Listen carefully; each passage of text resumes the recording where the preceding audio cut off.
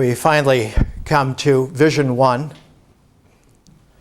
of the second year of our learning. And I have chosen two books from classic world literature that complement the two that we chose at the beginning of the first year.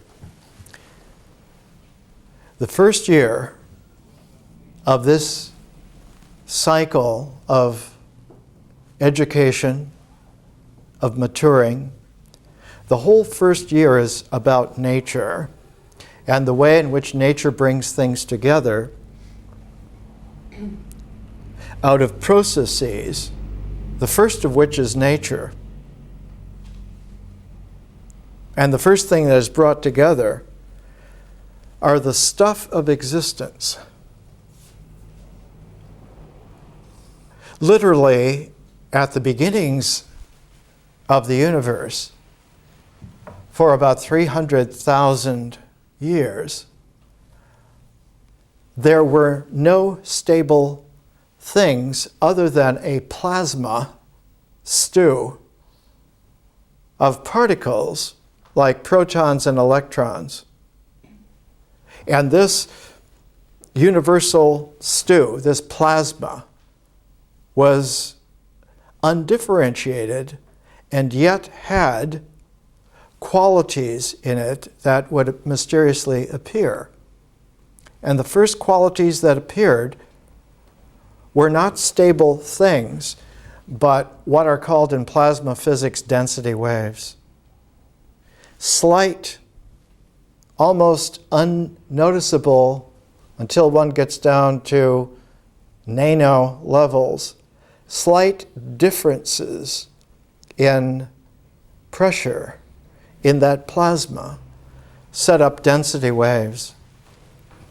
And after 300,000 years, those density waves began to precipitate out the protons and electrons from that stew and soup so that they began to polarize and collect together. And when you had one proton and one electron that cinched in polarity, they cinched not in a static way, but in a dynamic spin, because the plasma was in a chaotic motion. The Chinese term for this kind of chaos is hun tun.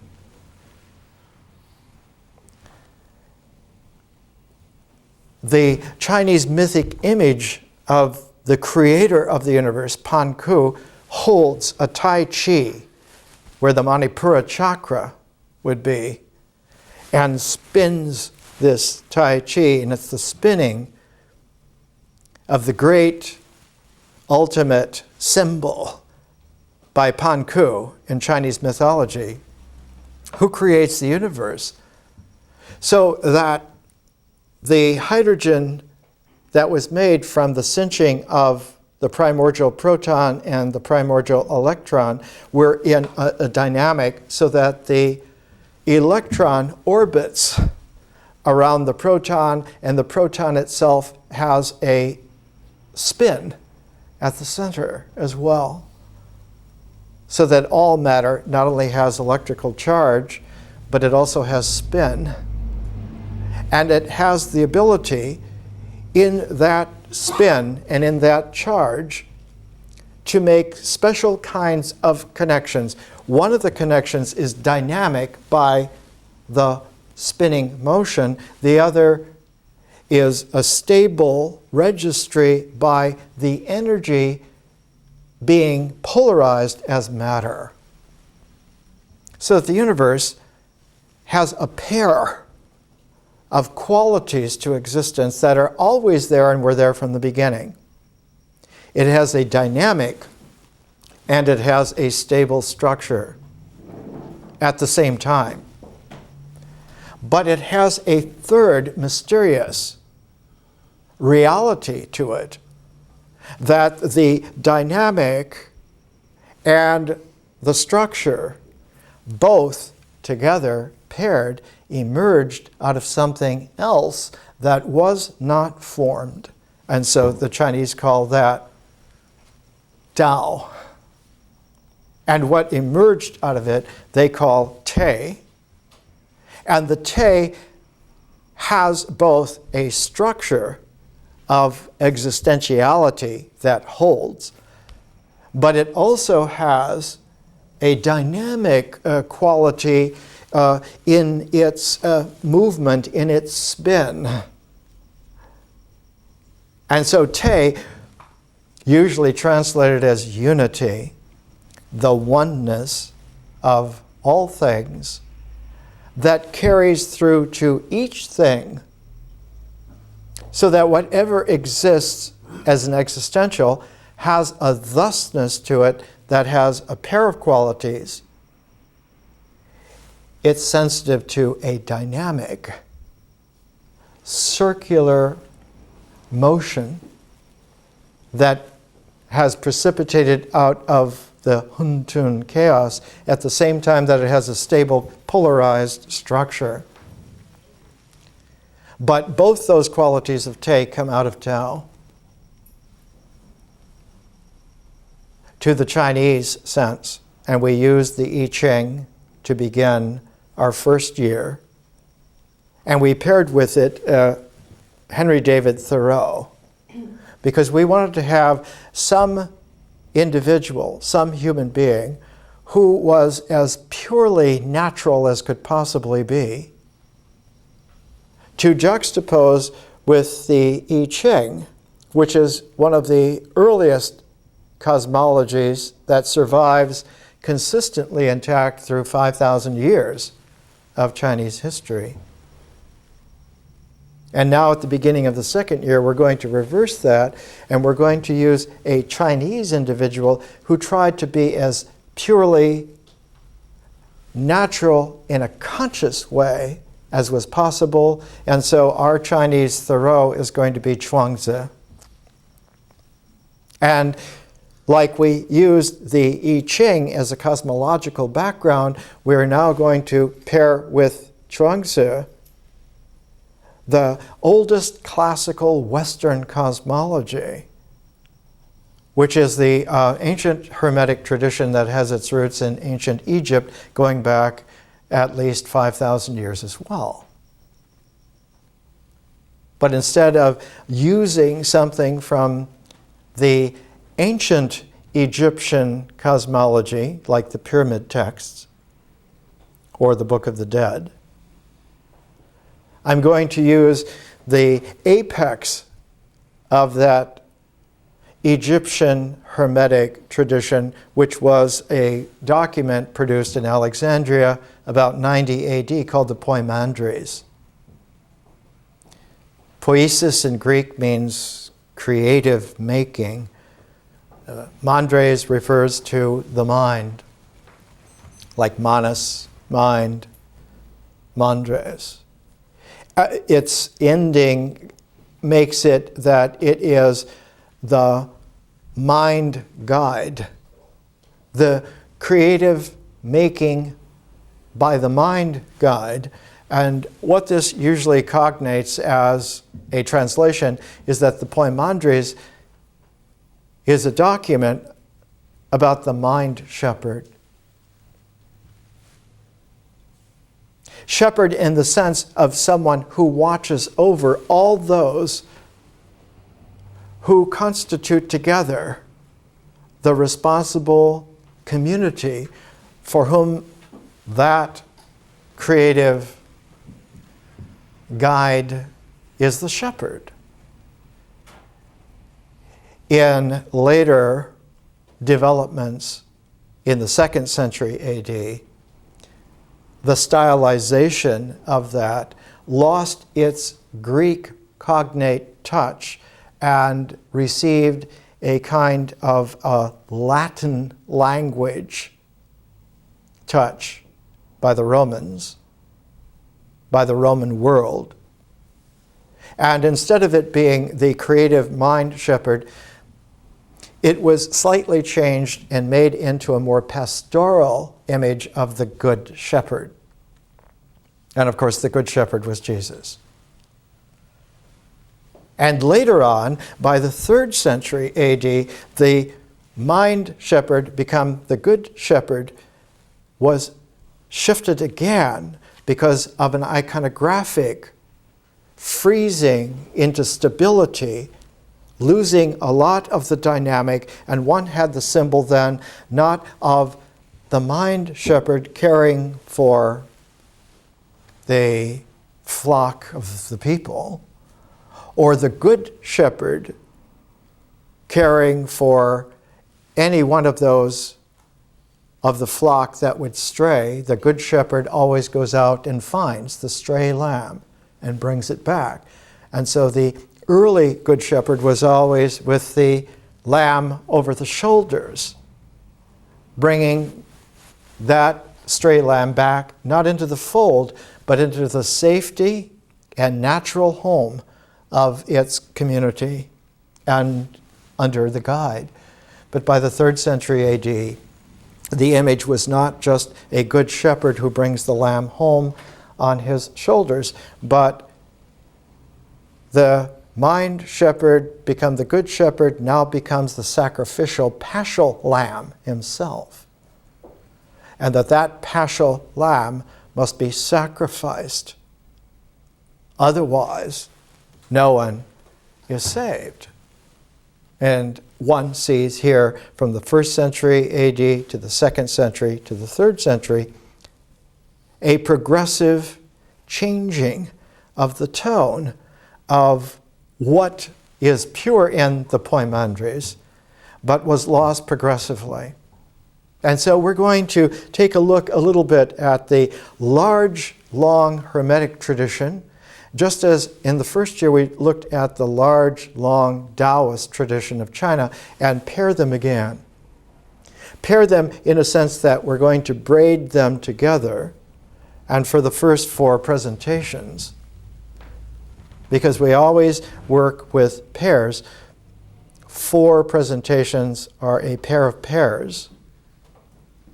And when one has this kind of a square, you have something which is fundamentally capable of being used both as a stable structure and as a dynamic cycle at the same time.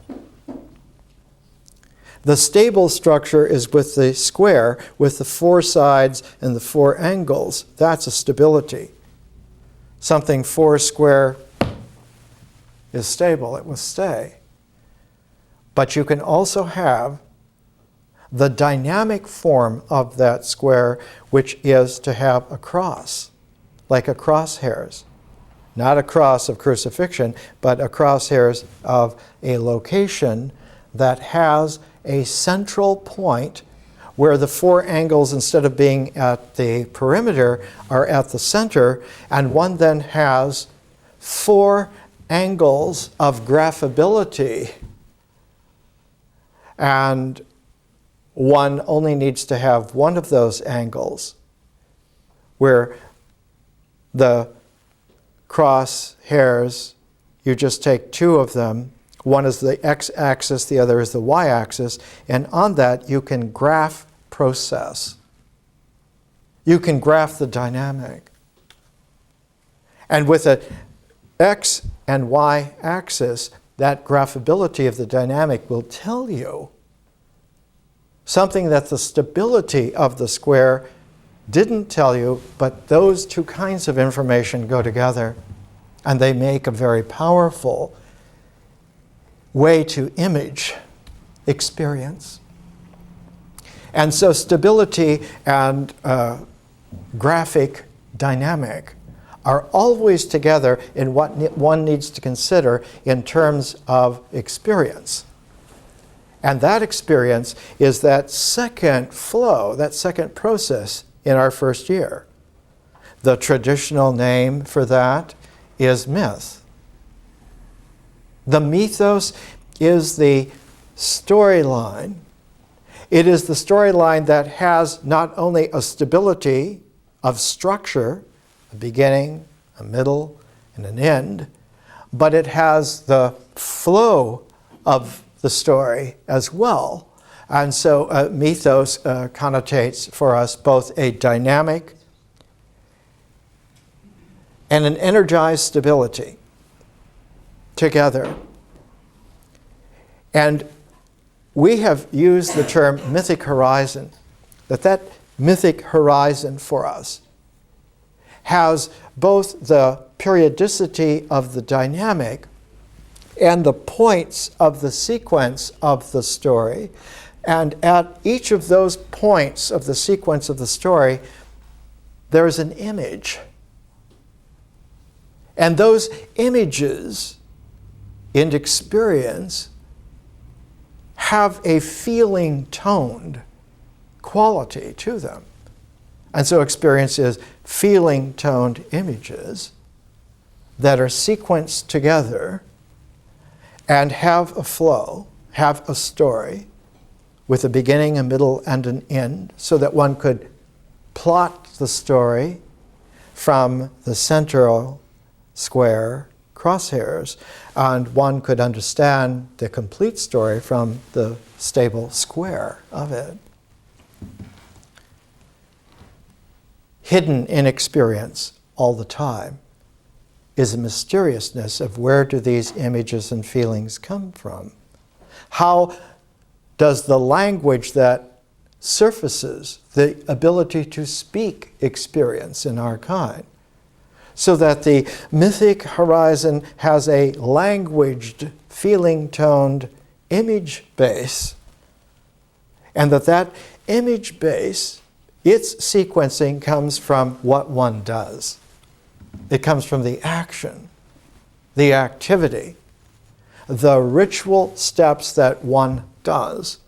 And so in between the flow of nature and the flow of experience is the ritual realm of existentials that are not just things that are made that are stable, but things that are made that are stable that have a dynamic with them. And so the action part of ritual is the dynamic tone, and the steps one actually takes is the stability of the existential fact, as we would say. And so the objectivity of the ritual phase of the world is that one takes certain definite steps, and those certain definite steps add up to an effect. And the effect is not just stacking of the steps together, but that the steps so stacked together will create an action that delivers a dynamic purpose, which has as much objectivity as the structure itself. And so the ancient wisdom worldwide, whether it's in Egypt or China or India or wherever, was the understanding that existence has a karma. That the things that you really do, have a karma of action, effect with it. And it's always there. It's a concomitant.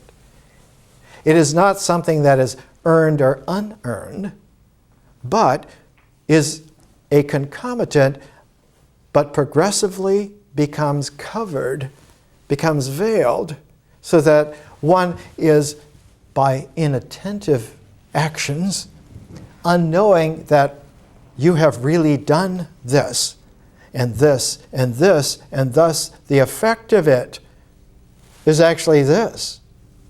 And one progressively becomes convinced that something is out to get you, because look at the effect that the actions are making. And I didn't do that, or I never meant to do that.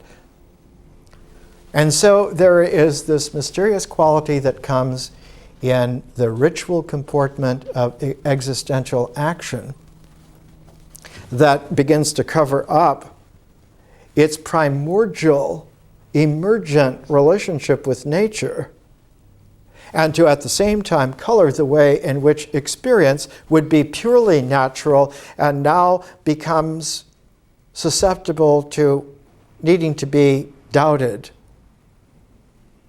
that something is interfering here, and that experience is starting to show the effects of skewing and going off. And what is coming out is that nature is no longer just purely natural, but has a possibility now of being deceptive. Perhaps there's a liar in the universe, a deceiver. The earliest form of evil was that of deception and of lying. In the Gospel of St. John, the Hellenistic Jewish Greek term Belial literally means the liar, the deceiver. In Zarathustra's Gathas from about almost 2000 BC, the bad spirit is a deceiver, so that one will never know Asha, the right order of truth. And one will never have access to Vohuman, the clear intelligence. That in between, the feminine wise guarantor of ordered action doesn't have any way to purify experience, and the experience, because it is deceived and beginning to be skewed and chaotic, has no way to have a pure mind come out of it. Because the mind will come out of experience like existentials will come out of nature. Nature is a process, delivers the objective forms of ritual existence. The protons, the electrons, the atoms of the elements, us, the effective, considered steps, and the same way the mind as an objective structure with an objective dynamic as well comes out of experience. And so the symbolic mind not only has a structure, quite objective, just like ritual things, but it has a dynamic reality objectively as well. And so even though there is a very powerful karma in the action of the ritual level, the mind is a much more powerful integrator than ritual. The symbolic mind, when it produces structures, are really enormously penetrating structures because they index everything else. And so the structure of the mind not only indexes the way things are in their structure, so that the mind's order now becomes like a super thing, but the mind's karma becomes like a super karma. And it isn't just that ritual actions amount to some kind of a karmic thing, but the mind now becomes powerful enough to index karma to a super karma. And one begins to have not just the danger of bad things, but the absolute peril of evil things. The second year of our learning is all about the cycle, the ecology of consciousness. Because the only way that a mind so distorted, in a world so distorted, from a suspicious, deceptive nature so distorted, can regain its integrity is to have another dimension come back into play that originally wasn't necessary in nature and now is. And so a fifth dimension of consciousness comes into play in the four dimensions of time-space. And so the old saying in alchemy, East and West, whether it's the Taoist tradition of East Asia or the Hermetic tradition of the Near East, the saying is that there is a fifth dimension, a quintessence, which transforms and comes back in and is able to change the elements that are there in the circle of nature, so that instead of just being a circle of nature where the actions ritually are just what they are, automatically, mechanically, those actions now can be changed, can be modified, so that they now have creative variance. And you can change what you do. You can change the karma that occurs from the ritual steps that one actually does. You can do it a different way. The American Indian ritual motion of a conscious ritual is always stepping. That one gets back into doing not just steps that are stable, but steps that are dynamically rhythmic at the same time, and that this is the creative introduction of a consciousness that one steps in this way, usually by fours. And that then the grace of one's posture and rhythm and motion is carried resonantly through the entire dance, so that the dance is not now just a ritual dance, but is a sacred ritual dance that delivers not just the effect of the karma, but it has a holy quality to it. It is able to engender the kind of purified level of doing that now experience becomes able to be as well, receiving the modification, receiving the improvement, receiving the transform of the quintessential fifth dimension of consciousness in this way. But the great beneficiary immediately is not just the ritual and the mythic level, but the great beneficiary is the mind. Because a little bit of the conscious process that comes into play with the mind comes in a very natural, very mysterious way. The way that consciousness comes into the symbolic mind is that it exchanges centers with the mind. But the center of a process like consciousness is like the center of a flow. And so what it is the dynamic of consciousness comes into play in the mind. And that dynamic of consciousness, in vision, is called remembering. The gerund, remembering. And when remembering comes out of vision into the mind, it becomes the memory. Yeah. It becomes a symbolic structure that has a stability to it. But what exchanges in a reciprocity that is as real as protons and electrons making hydrogen. What is real is that as remembering becomes the memory in the mind, a structure that was in the mind where memory was goes into visionary consciousness and becomes a process there. And the structure that was in the mind is the way in which feeling, toned images in language come together and make the imagination. And when the imagination exchanges centers with vision, the imagination goes into visionary consciousness and becomes creative imagination.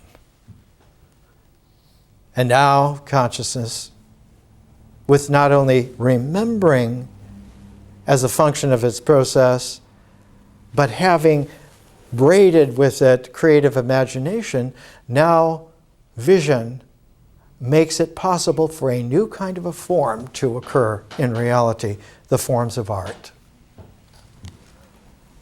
In ancient times, consciousness was called magic. That quintessential alchemical transformed dimension was the magical realm. The word comes originally from Central Asia about 4,000 years ago. cognate with Zarathustra and his Gathas were the Kavis, who were the learned people who kept a society in its shape, but there were a new kind of conscious teachers who became the Magi.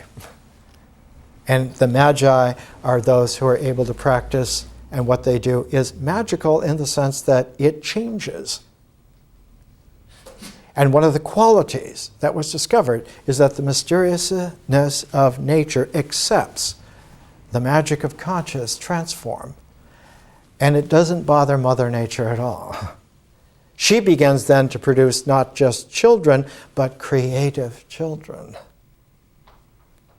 who now do not just see how things are, and therefore we have to toe those lines, but those are how things are in this way, but if we do them in a different way, we may not have to toe those old lines. We may have to draw whole new lines, which are not just straight, stringent, mechanical lines, but now have the curves and the waviness and the creativeness of whole new possibilities. And so now human beings, like ourselves, are capable of tapping not just nature in our existence, but a mysterious nature that has accepted the transformed possibilities of conscious vision, and nature herself becomes visionary. So that when one goes back to nature, one doesn't just find the peace of nature, one finds the scintillating possibilities of many kinds of peace, many variants. The Poimandres in the West and Chuangzi in the East present for us a pair that are able to give us a focus both for the structure and for the dynamic. Now, one of the qualities of the Poimandres, the Hermetic treatise of the mind shepherd, the creative mind shepherd, is that it emerged towards the end of the 1st century AD out of a movement of civilization that went back at least 3,000 years. We can trace it back to the beginnings. The pyramid texts already at the Pyramid of Unas, about 2650 BC, have all of the earmarks that are there that surface and refine and over the millennia become focused as the Hermetic tradition. The origin of it goes back to Thoth. Thoth, who was the creator of written language, of the symbolic mind learning to take what is said and put into a written script, so that the structure of language now is not frozen into writing, but is put into a higher integral by writing. And that the sound in experience of language, which is primordial, even more primordial than sight. Sound is a resonance. Before there were things to see in the universe, there were density waves that one could have heard if you had had the kind of ear to hear. In Chuangzi, he talks about how the mysteriousness of nature is in this way. And at the beginning of the Chuangzi, his very beginning is called Free and Easy Wandering in English translation. Free and easy wandering is the conscious way to move, which is not chaotic at all, but is super developed out of the mind, but a mind which is now able to go into the mysteriousness of nature, but with the quality of not just the imagination, but the quality of the memory as well. And so one finds here, he says, in the northern darkness, there is a fish, and his name is Kun. The Kun is so huge, I don't know how many thousand lees. takes 3 lees to make a mile. He changes and becomes a bird whose name is Peng. The back of the Peng measures I don't know how many thousand li across. And when he rises up and flies off, his wings are like clouds all over the sky. When the sea begins to move, this bird sets off in the southern darkness, which is the lake of heaven. And so out of the primordial ocean comes a transform of what was at home there into something that is at home flying in the air. It's like the millions, hundreds of millions of years of being dinosaurs. At a certain point, they transformed and became the birds of the air. Chuang-Tzu goes on to say that there is this bush that has a bunch of little birds in it, and they have heard that the Peng can flap its wings once and go 100,000 miles, and they say, this is absolutely stupid. This is made up. There's no way this can happen. We've been birds all our life. We barely can make it from this bush to the next, and we rarely can go even higher than a couple of trees. There can't possibly be a bird that can flap its wings once and go 100,000 li. And Chuang-Tzu says, in this way, human beings deceive themselves into little petty limits that they consider practical. And so the common world has this kind of practical gunk level all the time of disbelief in magic, disbelief in transform, disbelief in nature being pure, and disbelief that one's experience can flow effortlessly with nature and with vision. So that one would have like 3 ripples at the same time, but the ripple of conscious vision doesn't go the same way as nature and experience. It flows across the top in a different way. And we'll see that just as nature has its parallel in experience rippling this way, vision, consciousness, rippling the other way, has its pair, and that pair is history. It's called civilization, but we mean, when we talk about civilization, traditionally some structure, but history is actually a hyper-conscious process, which has the ability to deliver a form that has stability and has a dynamic all of its own. And the forms that history delivers, just like the forms that vision delivers are called art, the forms that history as a process, hyper-conscious process delivers are called science.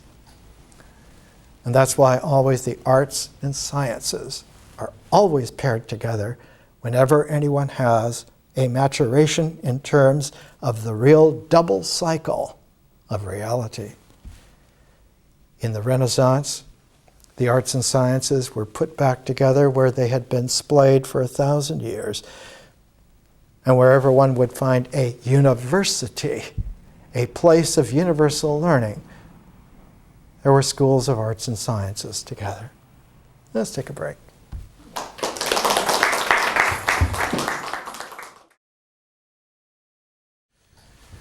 Let's come back. We're talking about vision as an opening phase, and there will be 4 phases.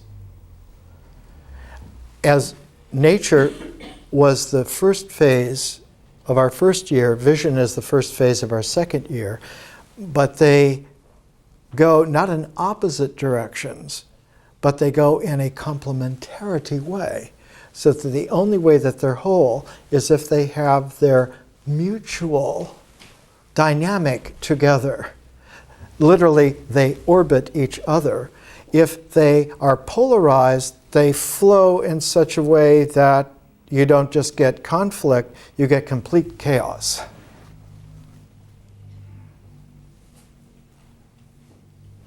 So that the complementarity needs to have its dynamic as a process and its structure objectively stable. And you must do both at the same time. If you have a false idea about reality, you will not know to make them into a complementarity. And so all the conscious transforms, all the operators of variability and possibility will seem jeopardizing. And so a great deal of experience becomes entrenched, not to change. And for this we need very strong doctrines, we need very strong regimentation, and the more that one makes strong, limiting doctrines and selected, state-run, tyrannical regimentation, the more fragile and brittle becomes the stability of that, and the more susceptible to complete chaos is its dynamic. We live in a world today where a great deal of that is obvious. Let's come back to the Hermetic tradition for a moment. We talked a little bit last week of how in very archaic times there was a huge population of people where the Sahara Desert is.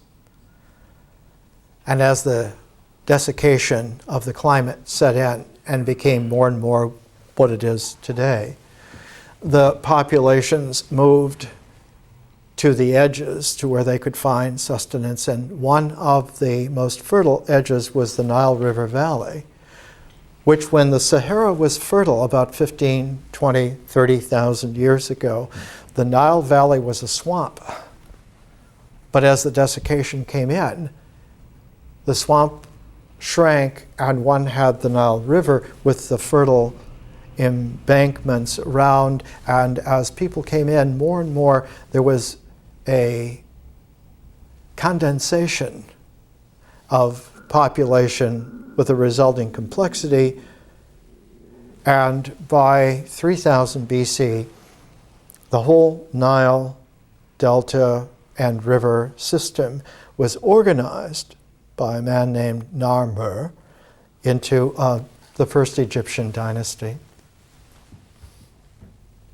Its central religious pivot was at a place called Abydos, and it was a building called the Osirion.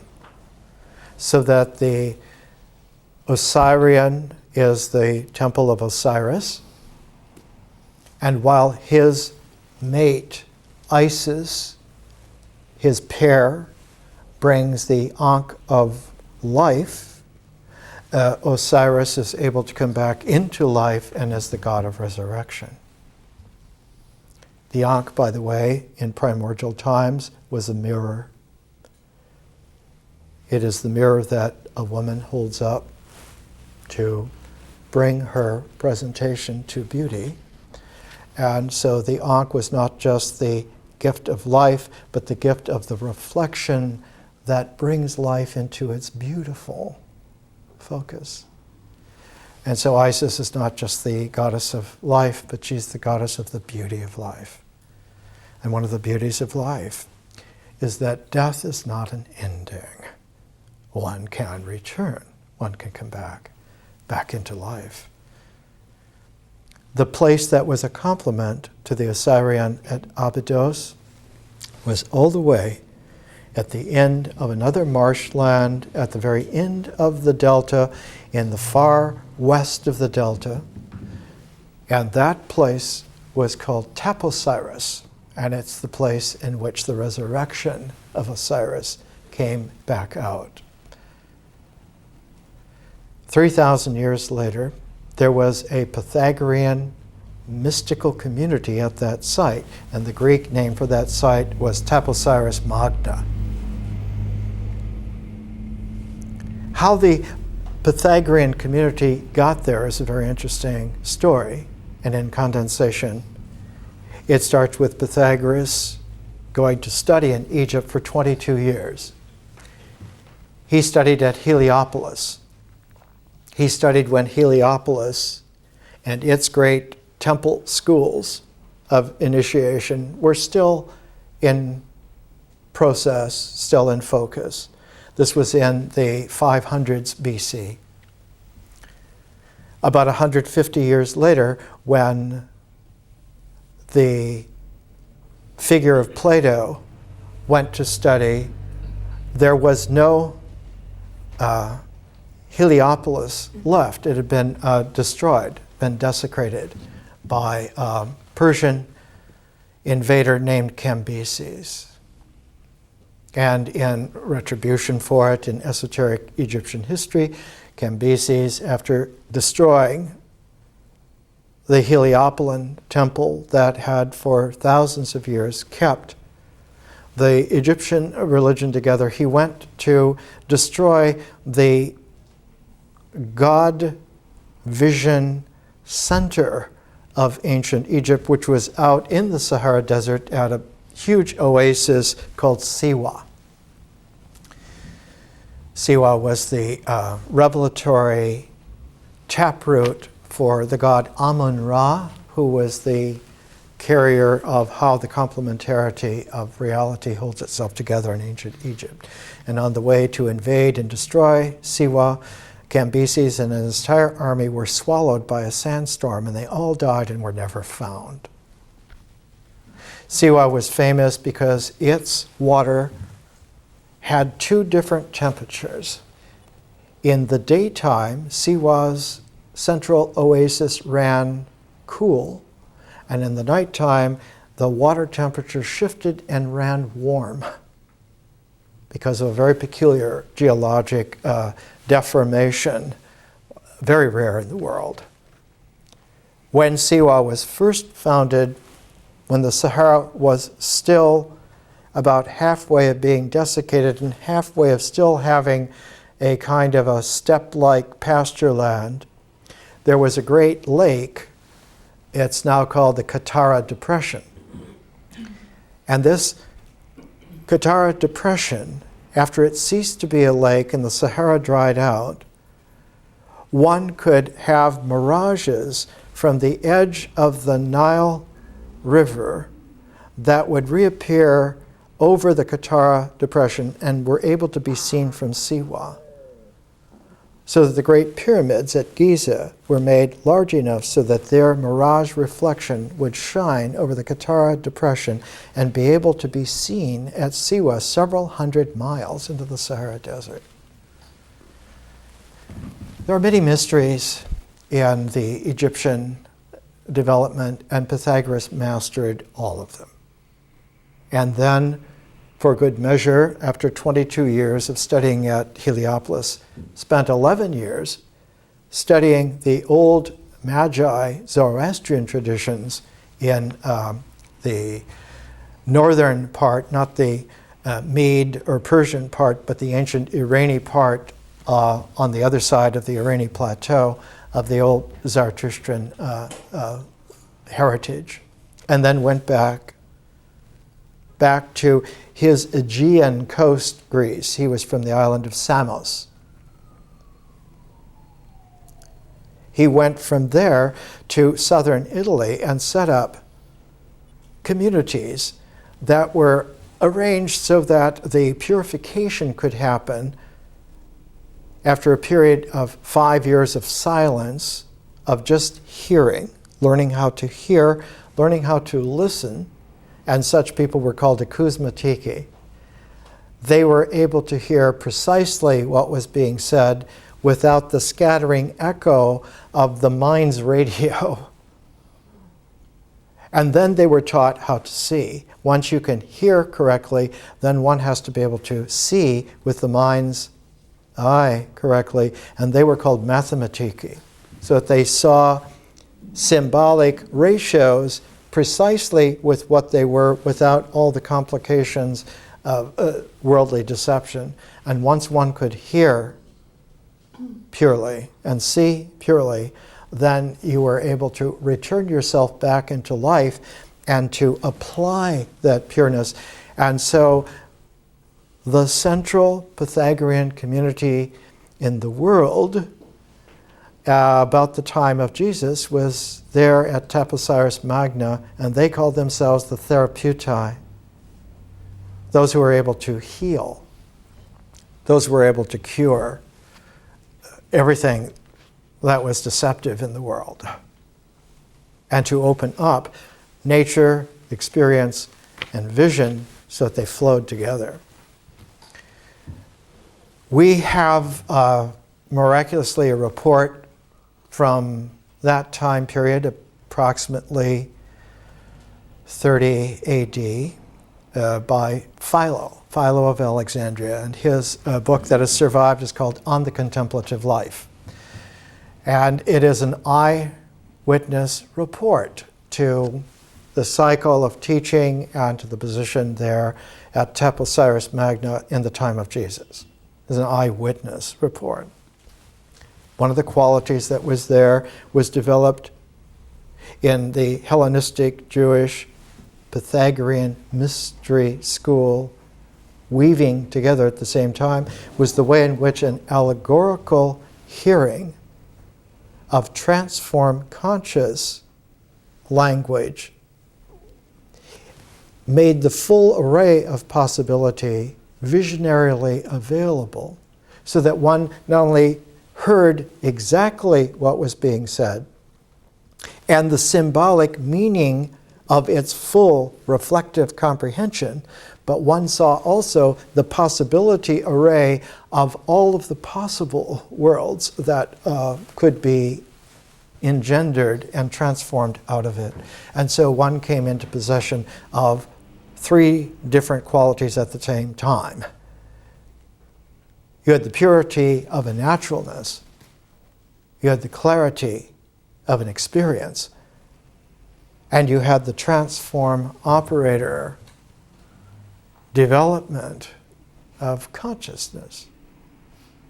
The document that shows all three stages of that in the ancient Hellenistic Jewish realm is the Book of Daniel. And the Book of Daniel begins by showing how dream interpretation can work, and steps up until you get to the ability to have great dreams, once in a lifetime, great dreams that are interpreted. And then the final part of the Book of Daniel is how one goes from dreaming and dreams to the great dream of an individual, to that conscious level of great vision of all of civilization, of all of reality. And so the Book of Daniel is a Hellenistic, Jewish, Pythagorean, Egyptian influenced workbook of how to go from dream analysis to the great healing dream to the great vision of a transform of civilization coming out of its exile, coming out of its confusion. The reason for this is that the Pythagorean tradition always melted itself into the background, whereas the forefront of it was a tradition that became the Platonic tradition and transformed itself into the Aristotelian scientific and rhetorical refinement of that. About 180, 170 BC, a ruler named Antiochus II took over the Persian Greek kingdom that Seleucus Nicanor had taken after the death of Alexander the Great. And Antiochus II was a rather forceful, aggressive, Hellenistic kingdom ruler, and he wanted everyone to worship in the standard Greek kingdom way because that's the way that their kingdom power was maintained. And because they had taken over Palestine at the time, had taken over Jerusalem at the time, they converted the Temple of Solomon to a Greek temple, and it was a penalty of death to worship Yahweh in the temple. And so the head of the temple at that time left in exile, and for 20 years was in exile, searching for some way to understand this, some way to come back. He's known to history as the teacher of righteousness. And he is the one who came back and founded Qumran on the shores of the Dead Sea, near to where the Jordan River runs into the Dead Sea. In Philo, we are told that on the contemplative life is one part of a complementarity. It's about the contemplative life, and the active life was written about in a book that has been lost about the Essenes on the shores of the Dead Sea. So that Qumran and Taposiris Magna are a tuning fork pair. One is the active life, and the other is the contemplative life, not active and passive. But two aspects which in nature can be aligned,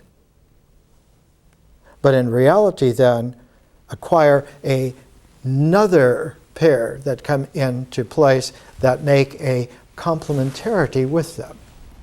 The alignment of rituals and symbols indeed produces a consonance that is integral, but the forms that come out in differential consciousness are art forms like the person and science forms like the cosmos. And so person and cosmos don't align like ritual and symbol,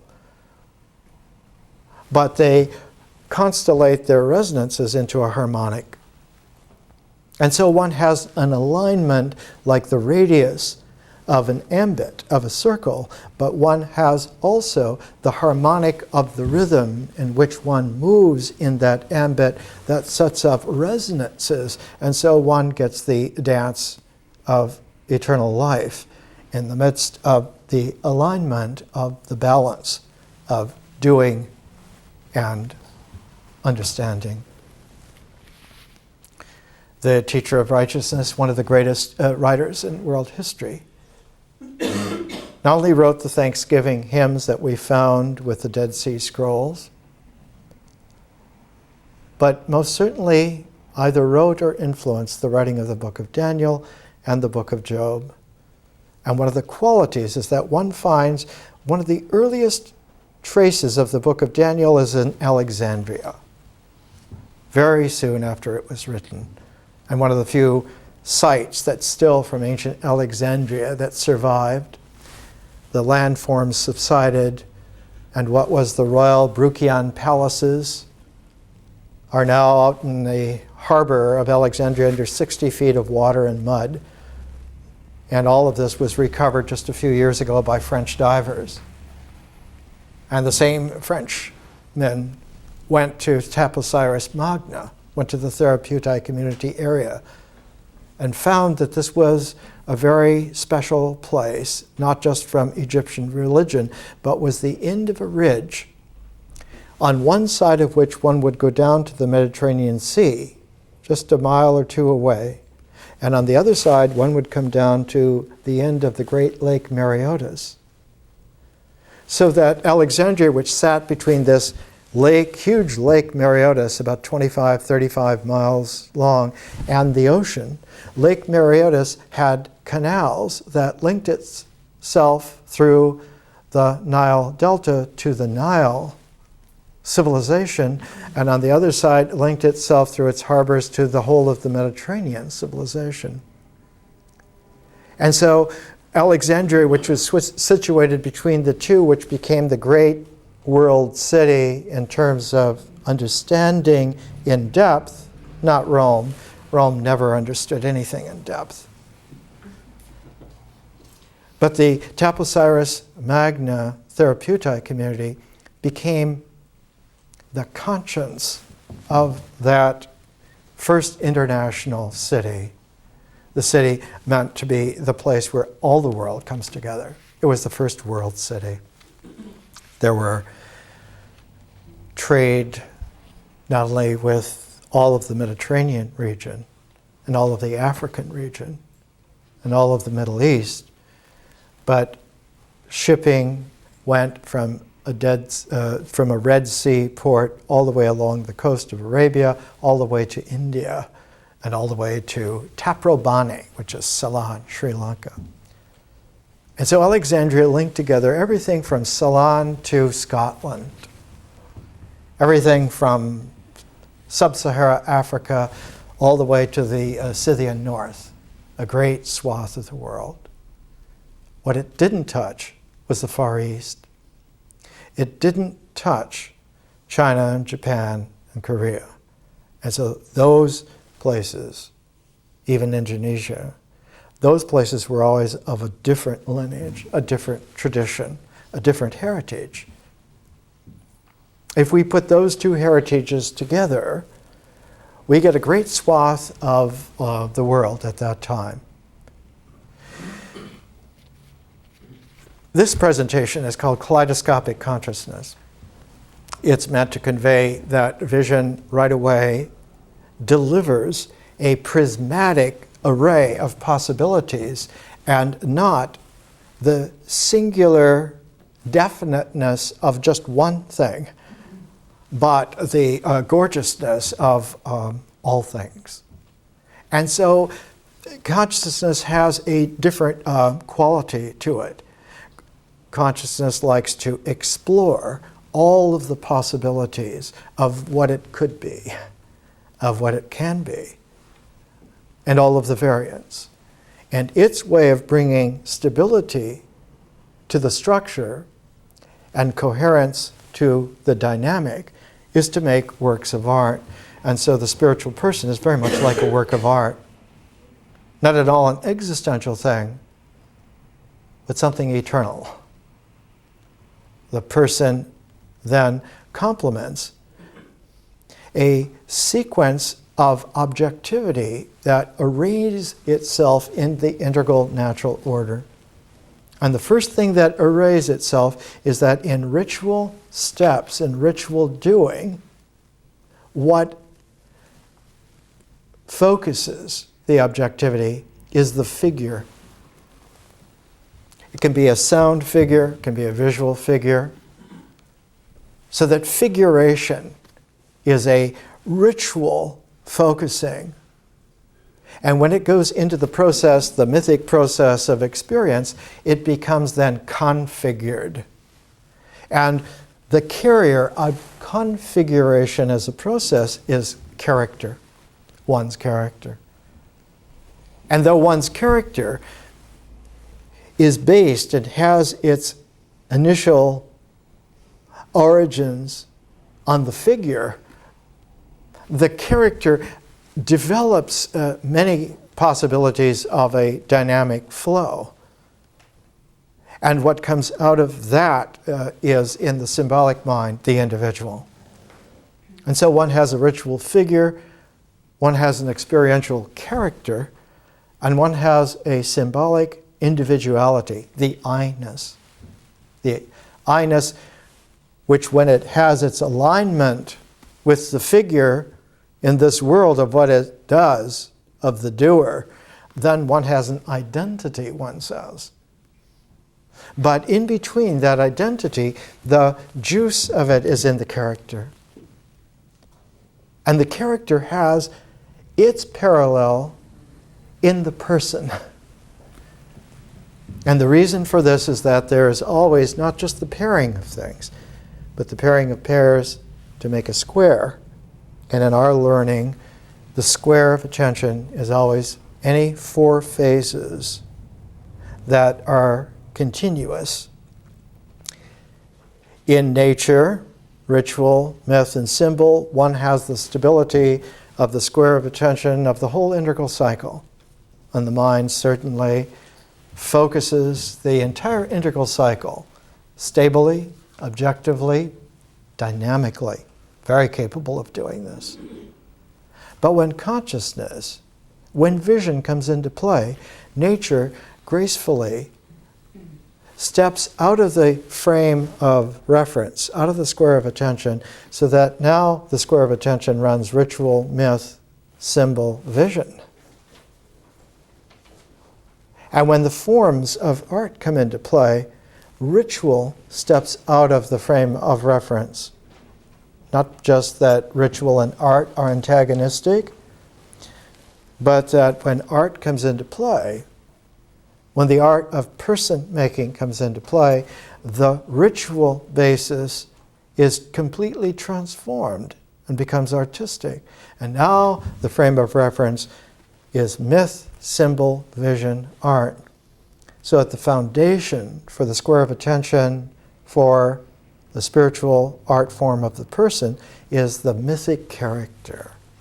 And so one's character becomes as important as existence itself.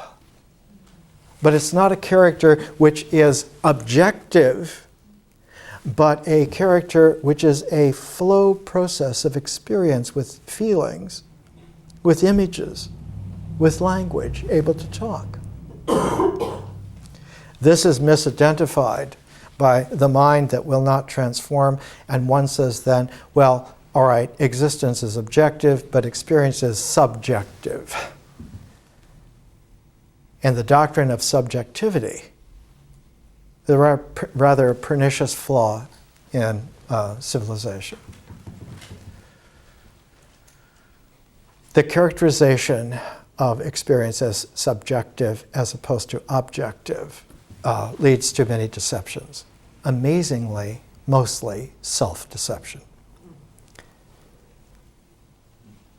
When the teacher of righteousness founded Qumran where it was, and the therapeutic community became its complement outside to the west of Alexandria, about 25 miles, one had between 160 BC and about 40 AD, one had a very creative 200 years where Hellenistic Judaism was in a complete transform for what it had been before. Not away from it, but creatively opening up the possibilities of it.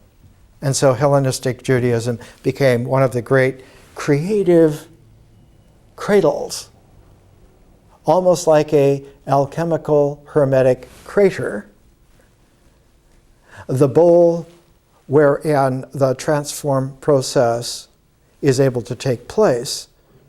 And one of the sayings, it was cognate with metallurgical developments at that time, starting about 350 BC and reaching a critical capability about the time that Qumran was founded, and the therapy community outside of Alexandria were really very well formed and in place.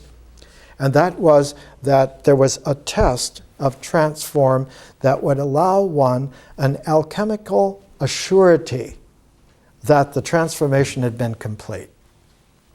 And that process was that the crater now became capable of something that in metallurgy is called cupellation, that one is able to introduce an ore that not only has real gold in it, but has all the dross of the scrambled geology of the mineral world, and that if one heats that particular crater, this was an asbestos-lined limestone configured crater, if one heats this long enough to a high enough temperature,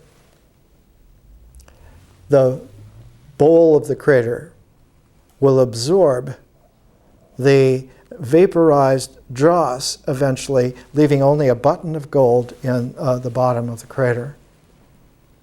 So that one finds in the Hermetic treatises, the fifth one is called the crater. because the whole series of the Hermetic treatises are all starting with the creative mind shepherd, a series of showing how exactly this transform goes from the individual to the greatest moment of the individual to the great vision of the world entirely in its complete reality. I did a series in 1990 of taking the entire ancient Hermetic writings and going through them patiently, word by word, phrase by phrase. And this is my book on it, and the 13 tapes are available. Here's how it begins. It is written in a very special Greek. It is called New Testament Greek because it's the Greek that St. John used to write the Gospel of St. John and to write his portion of the book of Revelation. Another figure that uses that Greek is Philo of Alexandria. So that Philo's work and the Hermetic treatises and St. John's work are of a special kind of a language that is super refined. Not just refined, but super refined. Even more than super refined. One would say that it has an ability to extend its conscious written language to a farther reach to where it affects the process of history. And when it affects the process of history, it is able to talk in cosmic terms of the person transforming the entire world. And so one gets a scale of language that had never been seen before in the West. In Chinese, Chuangzi has one of the most refined uses of Chinese language of all time. The Chinese at that time he lived between about 370 BC and about 285 BC. And the Chinese language had evolved for almost 3,000 years at that time. And one found progressively that the Chinese characters, the ideographs, the images of the language changed from a ritual basis into images that led to a symbolic indexing of it, and then led a step further into a conscious transform into it, so that the Chinese characters, by the time it came to Chuangzi, were capable of an artistic quality that manifested itself in the way in which Chinese calligraphy ever after became a sign of who the person was.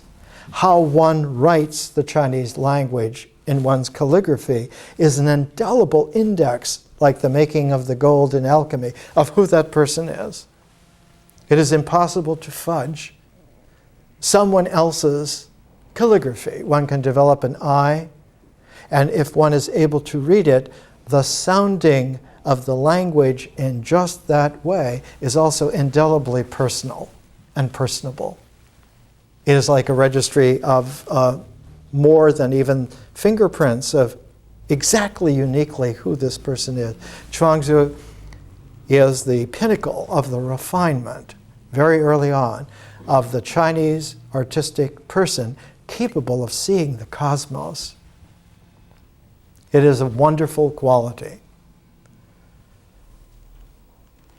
Here's how the Hermetica begins. Once, when I began to think about the things that are, my thoughts soared and my body slept. A being of vast and boundless magnitude called me by name. What do you wish to learn? By thought. Who are you? I said. Poimandres, mind of the sovereignty. I know what you wish to know. Keep that in mind, and I will teach you.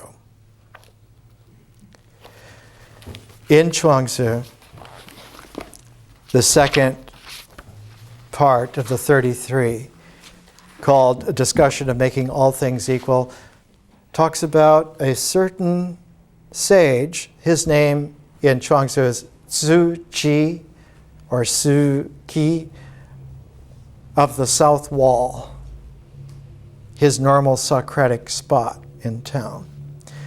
Zhu Qi of South Wall sat leaning on his armrest, staring up at the sky and breathing vacant and far away as though he had lost his companion. Yan Cheng Tzuyu, who was standing by his side in attendance, said, "What is this? Can you really make a body like a withered tree and the mind like dead ashes? The man leaning on the armrest now is not the one who leaned on it before." Zhu Qi said, "You do well to ask the question, Yan. Now I have lost myself. Do you understand that?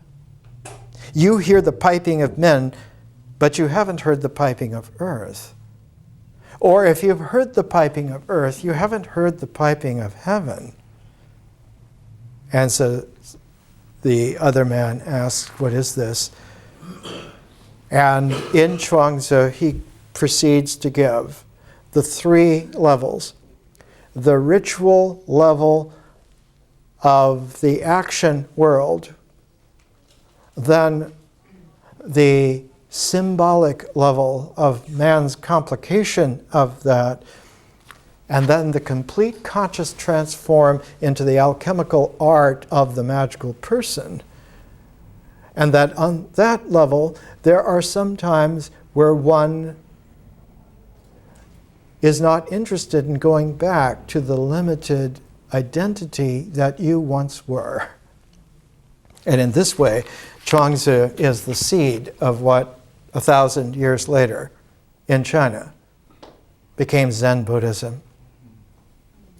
The culmination of Chuangzi is Huineng, who was the sixth patriarch of Zen Buddhism. That was the first time that one had a complete, utter transformation of Buddhism out of India that originally had nothing to do with China into a Chinese Buddhism that for a while seemed to have no interest in anything that was Indian.